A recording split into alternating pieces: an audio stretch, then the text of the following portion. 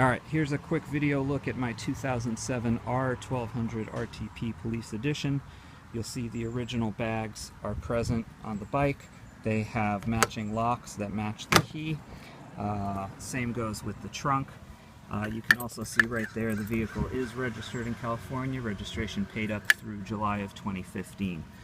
Here on the rear you'll see I've added a Hyperlights module, and you can see right there how I've routed the wiring from basically the brake system neatly tucked underneath and then underneath through to the module itself. You also see right there 711. This was motor 711 from the Sacramento Sheriff's Department, and as noted in my ad, I bought it at auction and I've had it for about a year, and I bought it for purposes of commuting, and it's really great for that. Okay, so here's a look at the flaws of the bike. Number one, the roundel back here is missing. I ordered one, but it was the wrong size. That's no big deal. Number two, the light pod did not come with the bike, so there are holes in the top case. Very easy to add that back. Let's see. On the side cases, really difficult to see, but right here you might see a slight reflection. It still says serve with concern, or service with concern, or something like that, which is the Sacramento Sheriff motto. That's really the only vestige of the original decals that you can see, and that's just because the adhesive seems to have, I don't know, leaked through. But I have not tried buffing that out to see if I could get it out, but as you can see, the entire bike is completely glossy and shiny. Every panel is literally flawless. Even the white, you'll see the reflection and the depth of shine. Right up here there's a small scratch. I think you can barely see that. It's about the size of my fingertip. The gouges that I've described that people seem to be so concerned about and everyone wants pictures of, that's it, right there next to the roundel. See if I can zoom in on that. So for comparison, there's a US dime, and you can see it's much smaller than a dime. So basically on the original bikes, and I've got a picture of it, there was a decal that went across the front, diagonally across the side here.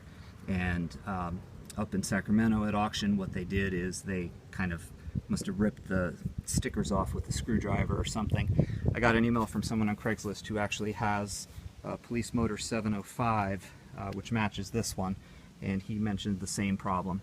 So right here there's a little tiny bit of a scrape. I'm sure that will buff out as well. I've not tried to do anything with that. On this side you see the same problem. Basically it's down to the black panel, so you know, I did not have time to do this, but it would be very easy just to sand this area down, prime it, and either blend in the paint or just replace the whole panel. It's a really small panel overall, and there's the dime for comparison. There's another one over here. Zooming out, you can see again the decal would have gone from the front across here to the tail piece, and that's why that is there. On this one you also see a little bit of residue here from that Serve and Protect logo. There's also a little bit of a gouge here. I suspect there was a decal across the top as well, but really no big deal. A couple of tiny scratches here. The seat is in good shape. There is a tiny nick in the seat somewhere I just noticed the other day, but it's so small you can barely see it. I can't even find it right now. So basically I'm going to say that the seat is perfectly fine. One thing I did not note in the ad, the bike has a heated seat. It also has heated grips. So, bike has been sitting here for a few days. Oh, one other thing. This is the ticket holder or map holder clamp. This tends to rust because it's not galvanized, so I just hit it with some metal polish every now and then. Long term, I would either remove this completely or paint it black, flat black, so that it blends in better. And that's about it. So, key going in the ignition. Don't know if you'll be able to see that in the sunlight with the reflection. Looks a little wonky, but basically you can see the bike currently has 21,034 miles, and the time is correct. The bike is in gear, so let me get it. out of gear into neutral. Straighten out the handlebars. Kill switch. And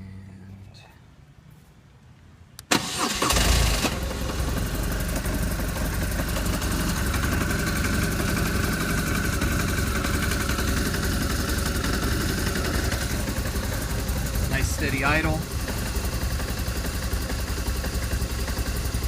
That's pretty much it. Mechanically, the bike is perfect, doesn't need anything. You see right over here the heated seat controls, heated grip controls up top over here. All the original buttons are still there, so you've got the capability of turning on your hazard lights all four ways. Hazard lights only in the rear with the switch over here by my thumb.